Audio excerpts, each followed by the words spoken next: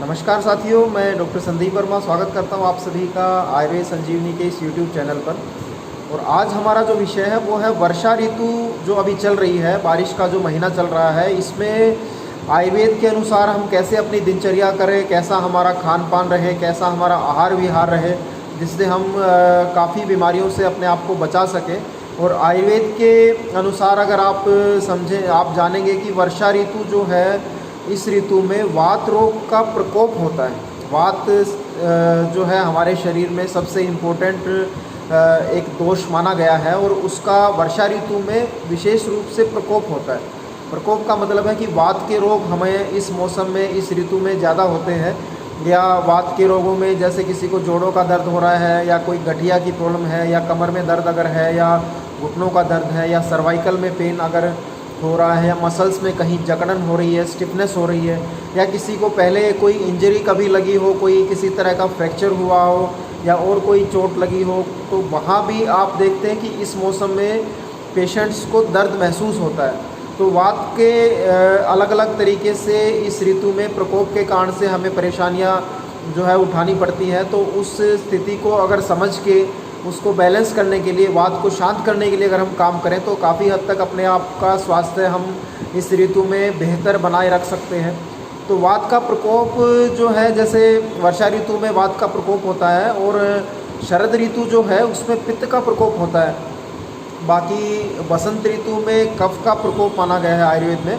इस तरह से वात, पित्त और कफ जो दोष हैं उनका अलग अलग ऋतुओं में विशेष रूप से प्रकोप होता है। तो उन मौसम, उन सीजन्स में जो है इस जो भी प्रकोप के कारण से, दोषों के प्रकोप के कारण से जो व्याधियाँ होती हैं वो ज़्यादा होती हैं। तो वात रोग की शांति के लिए हमें जो है, एक तो परहेज जो आयुर्वेद में हमेशा हम जो है वो फोर्स करते हैं कि निदान परिवर्जनम जो है वो सबसे महत्वपूर्ण है।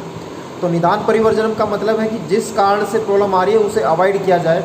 तो वर्षा ऋतु में वातवर्धक आहार और विहार हमें बिल्कुल जो है परहेज करना चाहिए, जिससे हम वात के रोगों से अपने आप को बचा पाएंगे।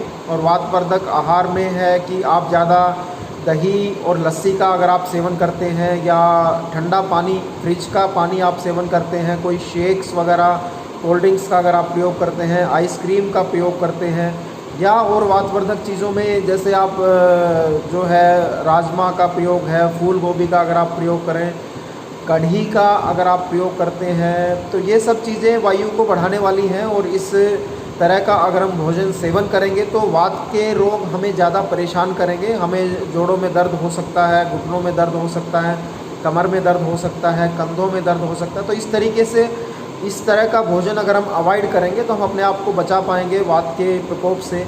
वात के विहार में जैसे है कि आप एसी का अगर आप प्रयोग कर रहे हैं, कूलर का प्रयोग कर रहे हैं, तो उनको भी धीरे धीरे कम कर दें, क्योंकि वर्षा ऋतु अब शुरू हो चुकी है, गर्मी का जो मौसम है वो ख़त्म हो गया है। तो हमें ऋतु अनुसार अगर हम चेंजेस थोड़े थोड़े अगर अपने रूटीन में करते हैं तो हम काफ़ी हद तक बीमारियों से अपने आप को बचा सकते हैं। तो एसी का प्रयोग आप कम करें, और जो है सुबह शाम जैसे बहुत लोग स्नान करते हैं, तो उसमें भी अगर मौसम बारिश का है, बादल है, तो आप रात को स्नान अवॉइड करें, उससे भी आप वात के प्रकोप से अपने आप को बचा पाएंगे।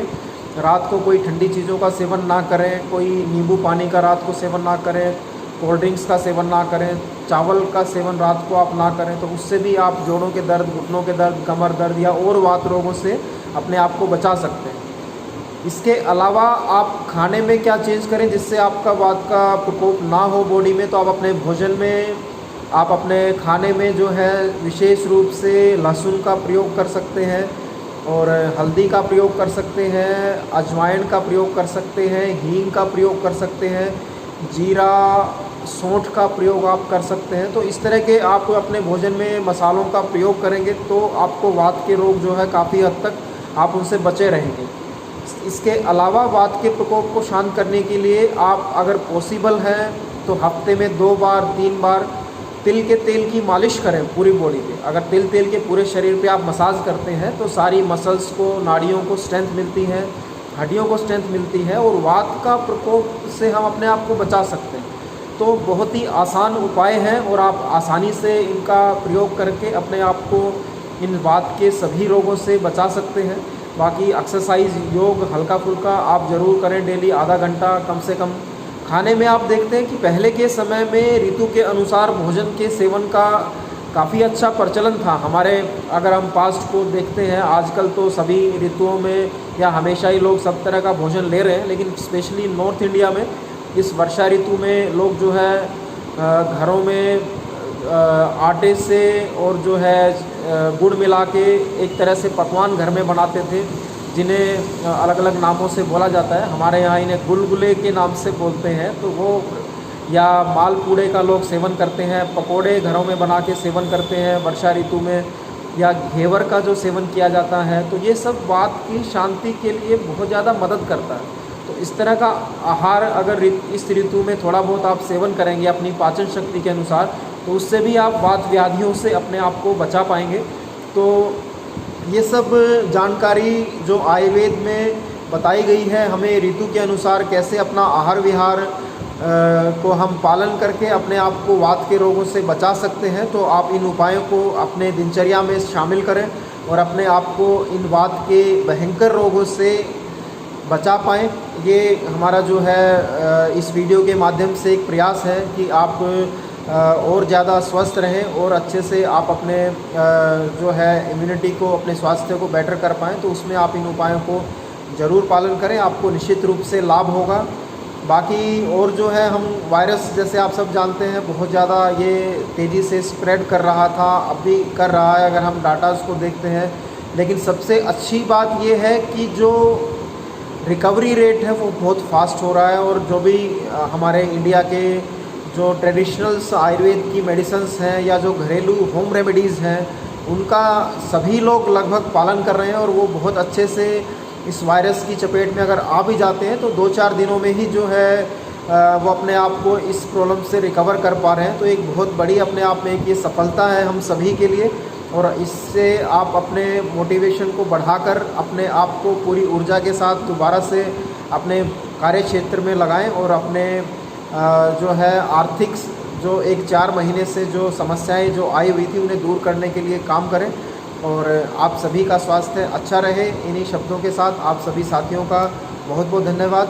दोबारा से फिर आपसे मुलाकात होगी एक नए विषय के साथ। आप सभी साथियों से मैं पुनः रिक्वेस्ट करता हूं कि आप प्लीज़ हमारे इन जो है वीडियोस को लाइक करें और हमारे चैनल को सब्सक्राइब करें। आप सभी के साथ दोबारा से फिर मुलाकात होगी। जय हिंद, जय भारत।